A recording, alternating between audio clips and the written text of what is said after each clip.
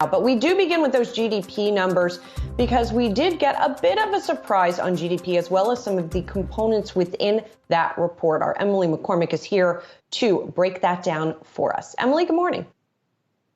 Good morning, Julie. And U.S. GDP did post a bigger than expected slowdown in the third quarter of this year, largely reflecting the impacts of the Delta variant and some moderation in spending as government stimulus was pared back compared to earlier this year. And of course, not to mention those ongoing supply chain challenges that we saw throughout the July through September quarter. But going through these numbers from this report, third quarter GDP grew on a quarter over quarter annualized rate of 2.0%. That compared to a 2.6% increase expected and a 6.7% annualized rise that we saw in the second quarter of this year. Now, personal consumption, which comprises about 2/3 of overall economic activity, was up by just 1.6%. That compared to the 0.9% increase expected, but also a marked slowdown compared to the 12% rate that we saw in the second quarter. And then also taking a look at core personal consumption expenditures, those were up 4.5% on a quarter over quarter basis, and that was in line with estimates.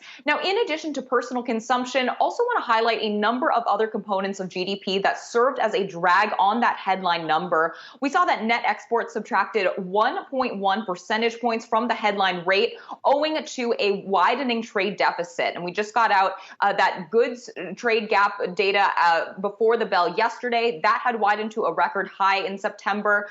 So again, really seeing exports sinking and imports rising as businesses tried to bring in goods to keep pace with demand. Now, a couple other components here. Residential fixed investment, which of course tracks housing market activity, was a drag on GDP for a second straight quarter, also owing to the tight inventory levels and the rising prices that we've seen in the housing market, weighing on affordability and purchasing activity. But then on the flip side, I do want to highlight a couple of components that contributed to GDP in the quarter as well.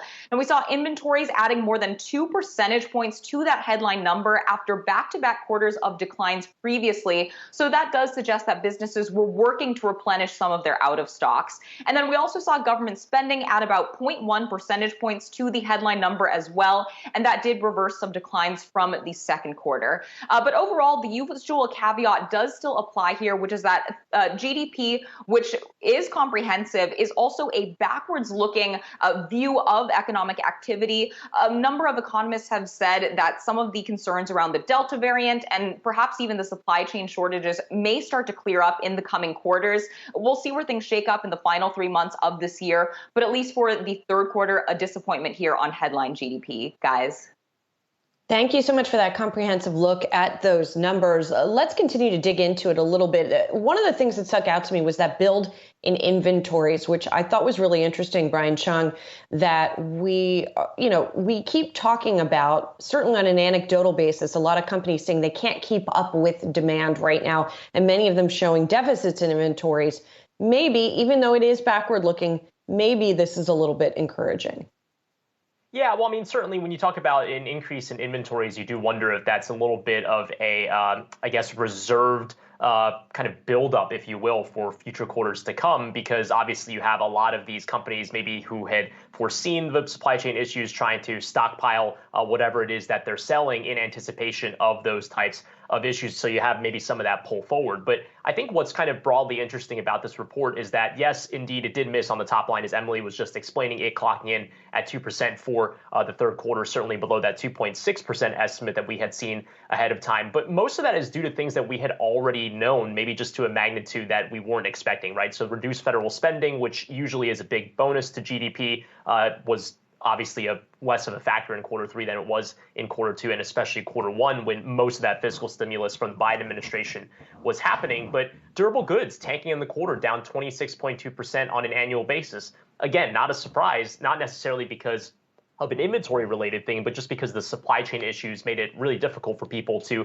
go out and find any sort of goods. But at the same time, we have to understand that some of this dynamic is also because of the increased demand that we saw for goods in the quarter of comparison, which was the second quarter. Again, I have my beefs with the way that the GDP numbers are reported. We have to keep in mind that these percentage numbers are a quarter over quarter, but annualized rate. So it's trying to compare what was the difference between quarter two and quarter three, but then you kind of extrapolate that across 4 quarters. So again, it's not that 26.2% was a contraction in a single quarter. That just happens to be the rate if it were to continue for another 3 quarters. Now, one other thing that's worth mentioning, Emily also touched on this, net exports was a big factor here.